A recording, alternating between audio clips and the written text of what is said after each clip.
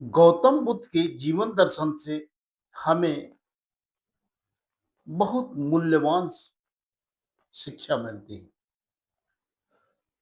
उनका जीवन दर्शन कहता है कि ग्रेट लीडरशिप व्यक्तिगत सफलता पर उसका जन्म नहीं होता है। ग्रेट लीडरशिप का जन्म होता है समाज की पीड़ा को महसूस करने की क्षमता से ग्रेट लीडरशिप का जन्म होता है। युवा राजकुमार को किस चीज की कमी थी? धन, दौलत, ऐश्वर्य सब कुछ था, परंतु उस युवा अवस्था में उन्होंने अपने हृदय और मन को से इस बात को सोचा कि मैं सुखी हूं और जनता दुखी।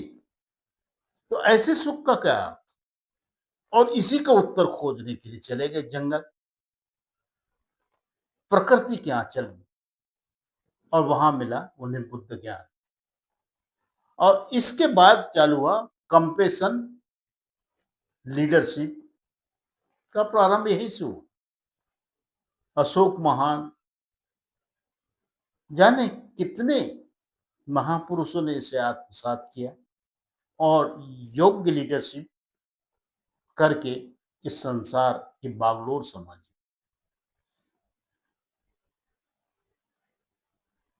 ये जो होता है, ये ह्यूमन मेड मैनेजमेंट कहलाता है, ह्यूमन सेंटर्ड मैनेजमेंट कहलाता है।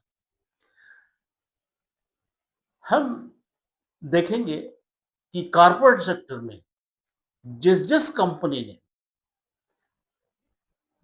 धन को यानी प्रॉफिट की ओर ध्यान देते हुए अपना कार्य संचालित किए हैं, वह बहुत ज्यादा दिन नहीं टिक पाए हैं और नहीं टिक पाएंगे।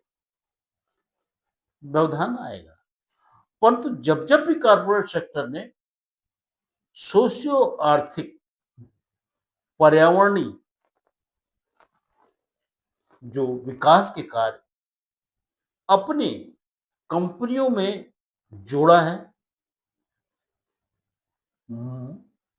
ह्यूमन बीइंग्स के जो पीड़ा है उसको समझ करके कार्य किया है, तो वह सस्टेनेबल डेवलपमेंट की राह में चलते गए।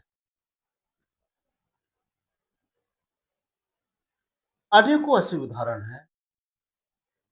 फर्ज कीजिए कि एक डॉक्टर, ठीक है, डिग्री लिया, बहुत अच्छी, और डिग्री लेने के बाद में जब फील्ड में उतरता है और डॉक्टर अपनी सेवाएं केवल पैसा कमाने के उद्देश्य से करता है, तो वह अपने धंधे की लीडरशिप में कहीं चूक कर जाता है। वहीं जो डॉक्टर होता है, वह अपने फील्ड में उतर करके जो पेशेंट होता है, मरीज की पीड़ा को समझ करके उसका इलाज करता है, तो उसके इलाज भी सफल होते हैं। उनका नाम, नेम फेम भी लोगों के बीच में जाता है। प्रशासन, वन विभाग, वनाधिकारी, भिन्न भिन्न भागों के लोग, इंजीनियर्स, सबके साथ में यही होता है कि जिन जिन ने भी समाज के लोगों की पीड़ा को महसूस करके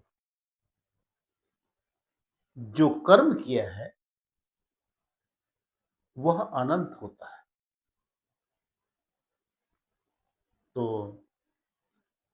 ह्यूमन सेंटर्ड मैनेजमेंट इसी को कहते हैं। आज का कॉर्पोरेट सेक्टर हो, चाहे गवर्नमेंट के एक्टिविटीज हो, सब इसी को फॉलो कर रहे हैं। धन्यवाद।